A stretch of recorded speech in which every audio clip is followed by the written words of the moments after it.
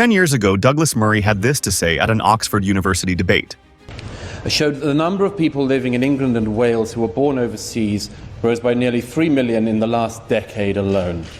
Only 44.9% of London residents now tick the box saying that they are white British, and nearly 3 million people in England and Wales now live in households where not one adult speaks English as their main language. 23 of London's 33 London boroughs, in 23 of those 33 London boroughs, people who identify themselves as white Britons are now in a minority. A spokesman, by the way, for the Office of National Statistics hailed that as diversity, but I can assure you that some of those boroughs are not diverse at all. 10 years later, we can now celebrate, if that is the correct state-sanctioned verb, the election of Kemi Badenoch, a Nigerian immigrant, as the first black female leader of the Conservative Party. This comes after the Conservatives lost power in a snap election called by Rishi Sunak, another minority who was leader of the party and prime minister for 2 years. The election was a huge failure for the Conservatives as they were usurped by Labour. But that was not the real story. The real story was that Reform UK, the party led by Nigel Farage, the fellow who single-handedly engineered Brexit, gained a lot of seats from the Tories. The party may have won only 5 seats, but it captured 14% of the total votes in the country and became the country's third largest party by vote share. Much of its gains were in conservative areas, so this shows that the Tories have a lot of seats that are at risk of being won by Reform. It gets even more interesting. Reform UK is a staunchly anti-immigration party, and their unprecedented success showed how fed up many people were with the Conservatives. And they didn't just get fed up. Here is Douglas Murray making the same point 10 years ago. They say it because it's what the public think. 77% of the people in the British Social Attitudes poll last year said they wanted immigration to come down. Almost 60% said they wanted it to come down by a lot. That's the British people's opinion, and the politicians are simply, amazingly, having to try to answer that, and a serious need. After such a disaster of a performance in a general election, colored by popular anti-immigrant sentiment, the Conservative Party decided that the best thing it could do was to exchange one minority leader for another minority leader. And this time, the party went for Kemi Badenoch. The party literally did the meme.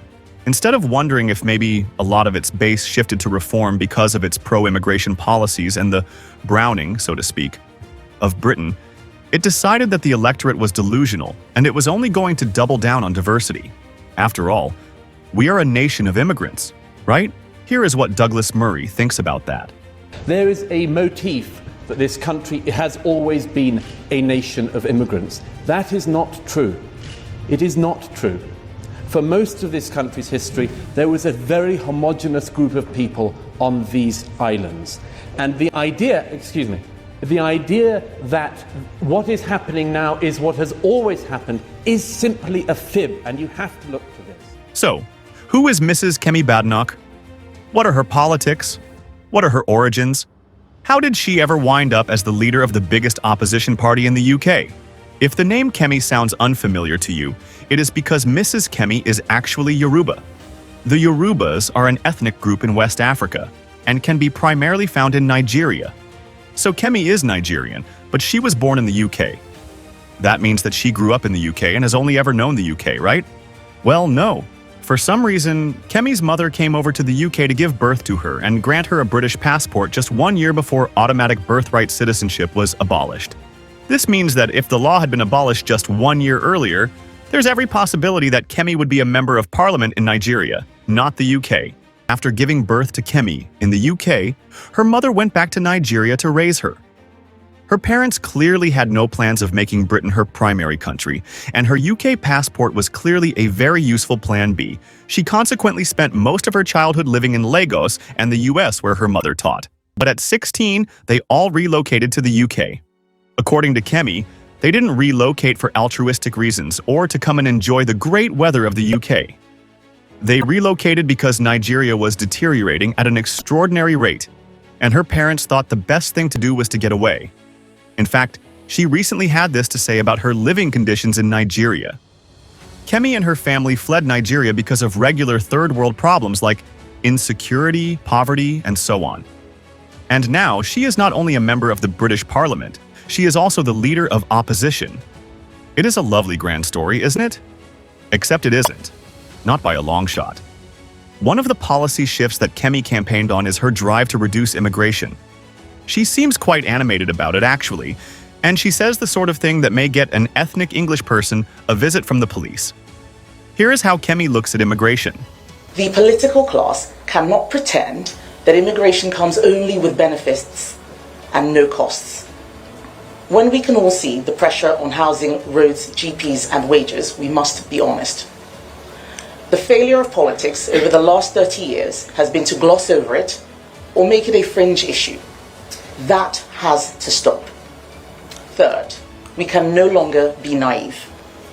It's nonsense that we have allowed a situation where judges deem safe countries to be unsafe, where loopholes are willfully exploited by opportunists, where the latest legal ruses and wheezes are sent around the world on social media.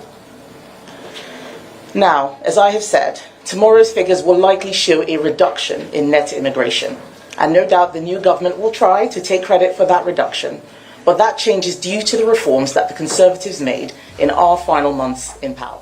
She seems quite clear-eyed on it, and if you are someone who understands the danger of mass immigration, you may even want to cheer her on. The Conservative government, despite promising lower immigration figures, did all it could do to increase immigration from everywhere else but Europe.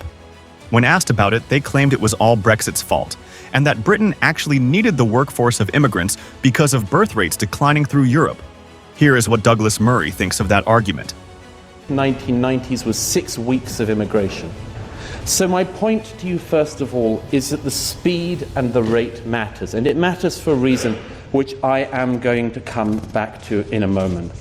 But first, let me mention some of the arguments that have come up which do need answering about this.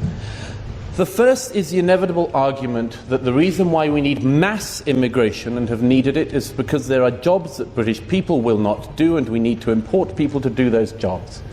Let me say to you as frankly as it is possible to say, that is one of the most racist arguments you can hear.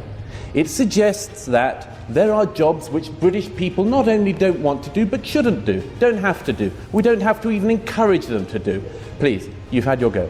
We don't even need to encourage them to do. But we will go around the rest of the world and hoover up people who are willing to work for nothing because it provides us with cheap nannies and cheap waiters in restaurants and so on. I think it's a lamentable argument. But not to worry. In the last few months of the Conservative government, Rishi Sunak and his band of merry Conservatives in name only saw their errors and started the difficult work of actually crafting an immigration policy that favors Britain. Unfortunately, that had to happen after years of mass immigration from some of the worst places in the world, which included, as a matter of statistics, some of the worst immigrants in the world. Not to worry, however. A few stabbings and a few, well, not really a few, gang rapings are merely the price to live in progressive and multicultural Britain. Anyway, all of that is over with now, and Kemi, who only started living in Britain when she was 16, which was around 1994, now has a real chance of becoming the Prime Minister. And why shouldn't she? The one before Starmer was also a minority, but at least he lived all his childhood in Britain. It is somewhat insincere, or hypocritical if we may, for Kemi, who herself was a product of the same sort of immigration patterns she now ostensibly wants to eliminate, to say she is against immigration. It is sort of like someone who came to power democratically saying that they now no longer believe in democracy. Or someone who rich off capitalism now saying that they no longer want to be addressed as a capitalist. You may want to believe them, and in fact they may be being honest. But at some level you're probably wondering if it is all a ruse. And there are many Conservative voters wondering the same thing. If Kemi is so determined to lower immigration numbers, why doesn't she deport herself? Her talents are certainly more needed in her home country. If one considers human talent to be the most important ingredient in development, then the mass immigration of people from third world countries to first world nations only makes the third world nation worse off in the long run. If Kemi is so clear-eyed and honest about immigration, why doesn't the change she wants to see start with her? Well, the answer is simple. She isn't. When she was just getting into politics at the ripe old age of 30, Kemi Badenoch had a different view of what she wants from Nigerians and how she relates to them. Today, she describes Nigeria as a horrible place she ran away from to enjoy the full gifts of the British Commonwealth. But when she was running for office in 2010, she assured British Nigerians that she would fight for their interests in Parliament and would do everything in her power to make sure Nigeria is well represented. And it gets better. This article was written because she was insulted by another Nigerian on the basis of her tribe during a radio show.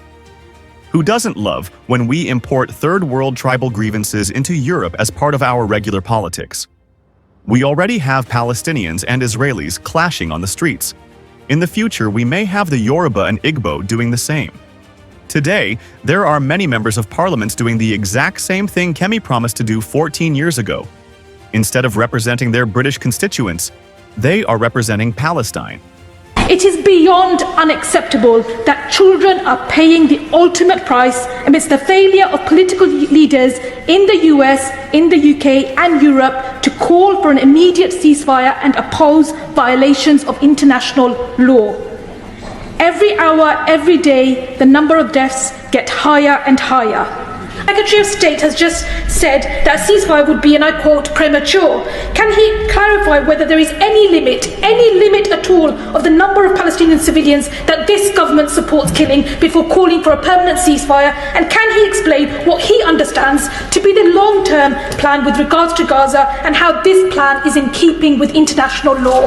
My constituency has the highest number of signatories for two of the petitions being debated today and the third highest for the other. This came as to no surprise to me, as I have been inundated. The situation in Gaza has been the topic of the greatest amount of representations I have ever received. My constituents ask me, how is this being allowed to happen? Indeed. How is it being allowed to happen? Ms. Begum here says she is a voice for Palestine in Parliament, not a voice for Poplar and Limehouse, a voice for Palestine. Given that immigration is Kemi's story, and given her early sympathies for the Nigerian cause in her career, does anyone seriously think she will come through on her promises if she becomes Prime Minister? It remains to be seen. If you enjoyed this video, don't forget to smash the like and subscribe buttons for more.